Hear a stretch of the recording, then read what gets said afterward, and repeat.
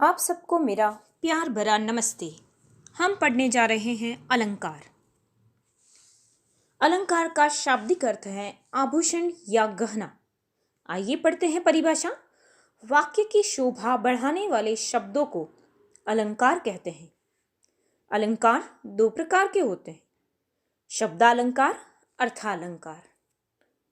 शब्दालंकार जब काव्य में शब्दों के विशिष्ट प्रयोग से सौंदर्य और चमत्कार उत्पन्न होता है वहाँ शब्दालंकार होता है। वहीं जब काव्य में अर्थ के कारण सौंदर्य या चमत्कार उत्पन्न होता है वहाँ अर्थालंकार होता है। आइए पढ़ते हैं प्रमुख शब्दालंकार।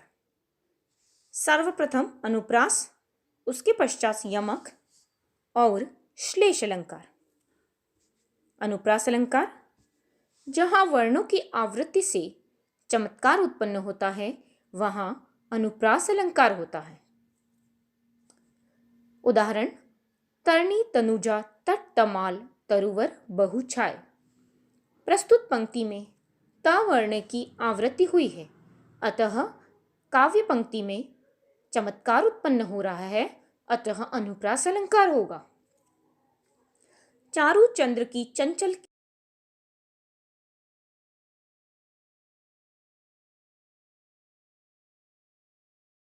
अलंकार होगा क्योंकि यह काव्य पंक्ति च वर्ण की आवृत्ति से आकर्षक लग रही है, प्रभावशाली लगती है। आइए पढ़ते हैं यमक अलंकार। जब काव्य में कोई शब्द एक से अधिक बार आए लेकिन उनके अर्थ अलग अलग हो तो उसे यमक अलंकार कहा जाता है। काली घटा का घमंड घटा।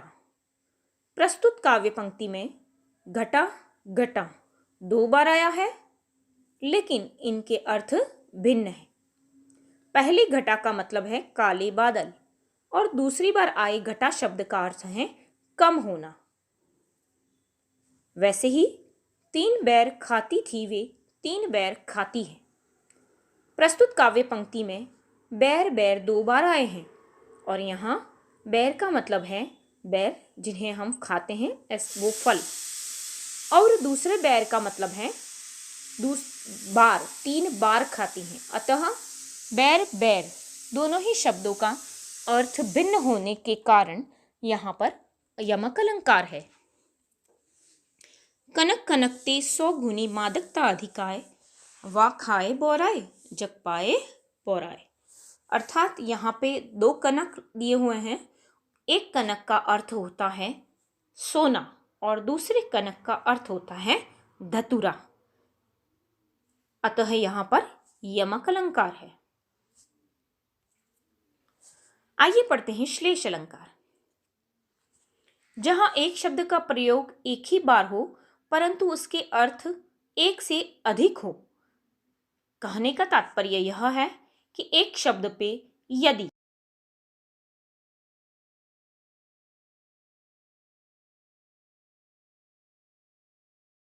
मंगन को देखी पट देत बार बार है।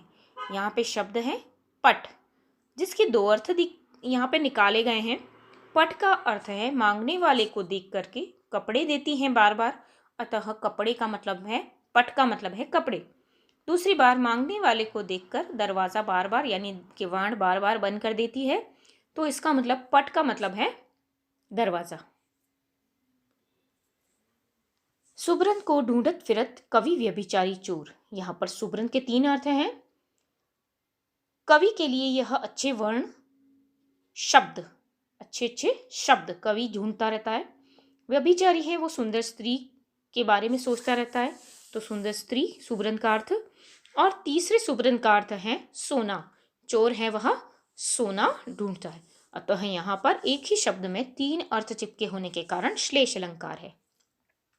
धन्यवाद। आज के लिए इतना ही। अगली कक्षा में पढ़ेंगे अर्थालंकार। तब तक के लिए नमस्ते।